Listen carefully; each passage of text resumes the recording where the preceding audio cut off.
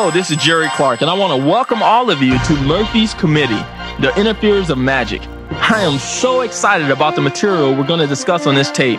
It is absolutely some of my favorite information to share with people who still have that twinkle in their eye. People like you who still have dreams and who sincerely want to turn their dreams into reality. Why do I say those who still have dreams, you may ask? Well, I'll be willing to bet $1 million that you, and yes, I do mean you, have already been pursuing your dreams, your goals, and your aspirations, and that most of you are still coming up empty-handed. I truly respect each and every last one of you listening to this tape program because you have not given up. You see, we all grow up as children with dreams of being somebody, with dreams of being great. But most of us slowly but surely get our dreams beaten out of us through the hardships and the daily challenges of life. And the easiest thing to do when you get slapped across the face a few times by life is to give up. And unfortunately, that's what most people do. But then there are a few driven individuals like you who want to know what is that outside force that tends to slap people across the face when they're pursuing their dreams and their goals and their aspirations. And what can you do to beat this strange force at their own game?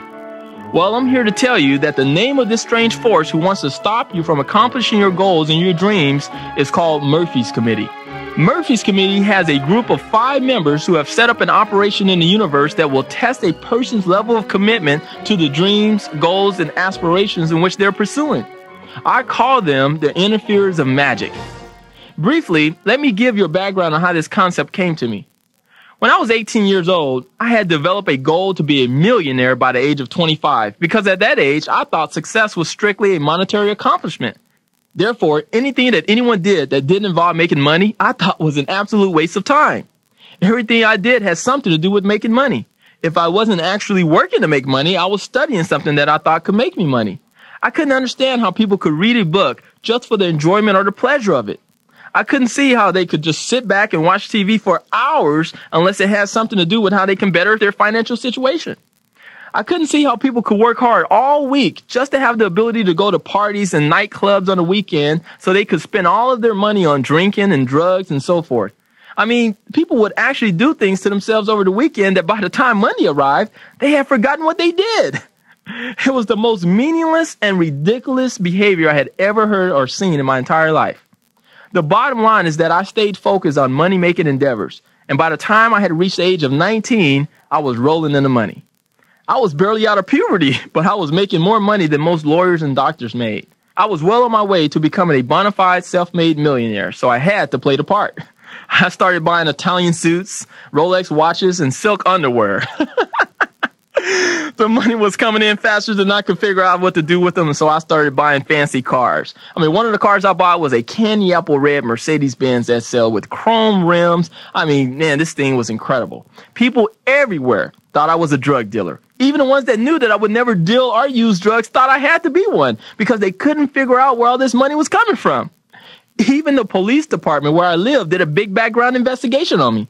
They actually called a Mercedes-Benz dealership and asked how I purchased the car.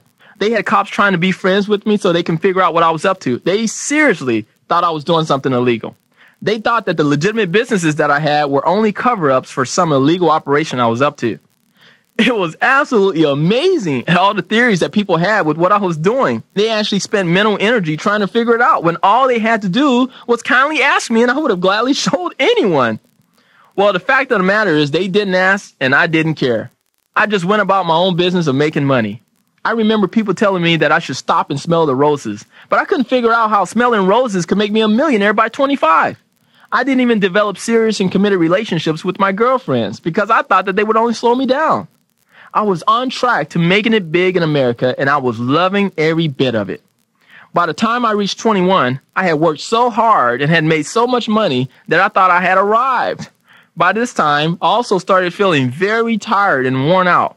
I literally slept approximately 14 to 16 hours per week. Yes, that's 2 to 3 hours per night, and I did this for nearly 4 years. The toll on my body had finally caught up with me. I had completely burnt out. I was physically exhausted. I quit working all of my income-generating businesses and started spending the small fortune I had accumulated. I started hanging out in Beverly Hills and living like the rich and famous. I stayed at expensive hotels and dined at fancy restaurants. Before I knew it, I had spent tens of thousands of dollars and maxed out all of my credit cards. I remember looking at my savings account and seeing only $8,000 left. I was used to spending that in a month. This is when I realized that I was broke and that I was too tired to do anything about it. I remember thinking my life is over because I believed that once you have zero cash, once you had nothing at all left, that's it, you're gone.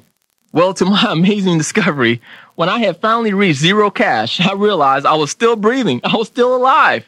I found out that you can actually go past zero, that you can actually have less than nothing and still be alive. I had another revelation while I was down and out. I kept thinking that there had to be a way for me to get back on my feet. There just had to be a way. And you know what? You ask and you shall what? Receive. Exactly. Well, I asked, and about 75 days later, I received the answer. I went outside one morning and I discovered my cars were gone. You see, the lesson I learned was that missing 2 car payments would get you back on your feet because now I had to get good at walking. My bills were piling up. Creditors were calling daily. Some were even knocking on my door. I eventually had to move back home with my mom. I got terribly out of shape and I didn't shave for months. I stayed in a low down and depressed state for about 8 months. I couldn't believe what had happened. The excellent credit in which I had deliberately developed was destroyed.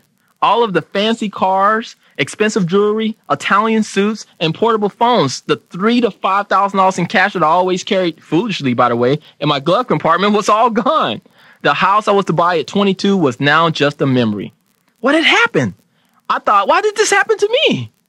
I was a 100% legitimate young man doing my best to make it in America. I went to college for 4 years like I was told to. I got good grades. I didn't drink. I didn't smoke. I didn't do drugs. I didn't even drink coffee.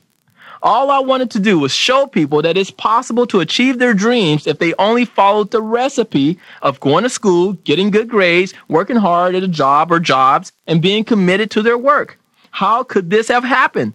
I stayed in this condition for 8 months trying to figure it out, and I had to come up with some sort of explanation just to keep my sanity.